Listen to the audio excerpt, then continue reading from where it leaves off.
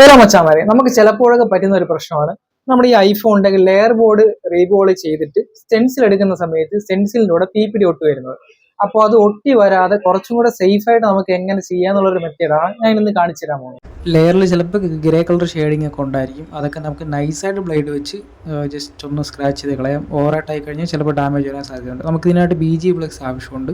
BG flex എടുത്തിട്ട് നമുക്ക് കൈ കൊണ്ടോ ക്ലോത്ത് കൊണ്ടോ വളരെ നൈസായിട്ട് തേച്ച് പിടിപ്പിക്കാം. ഓവറായി കഴിഞ്ഞ് കഴിഞ്ഞാൽ നമ്മുടെ PPD ചിലപ്പോൾ ഒലിച്ച് ലെയറിൽ ഇറങ്ങാൻ സാധ്യതയുണ്ട്. പിന്നെ എല്ലാവരും ചെയ്യുന്ന പോലെ PPD ഡ്രൈ ആക്കിയതിനു ശേഷം സ്റ്റെൻസിൽ അപ്ലൈ ചെയ്യാം. എന്നിട്ട് നമുക്ക് സ്റ്റെൻസിൽ ഒരു സൈഡിൽ നിന്ന് അനങ്ങാതെ റിമൂവ് ചെയ്യാം. കണ്ടില്ല, നമുക്ക് ഫസ്റ്റ് അറ്റംപ്റ്റിൽ തന്നെ ഒരു PPD പോലും ഇല്ലാതെ സ്റ്റെൻസിൽ പക്ക ക്ലിയർ ആയിട്ട് കിട്ടിയിട്ടുണ്ട്. കണ്ടില്ലേ, ലെയറിലും PPD പക്ക ഫിനിഷ് ആയിട്ട് ഇരിപ്പുണ്ട്. ഞാൻ 250 ഹീറ്റിലും 50 എയറിലുമാണ് ഈ ലെയറിലെ PPD റീബോൾ ചെയ്യുന്നത്. കണ്ടില്ല മച്ചാമാരെ, നമ്മൾ റീബോളിങ് പെർഫെക്റ്റ് ആയിട്ട് കിട്ടിയിട്ടുണ്ട്.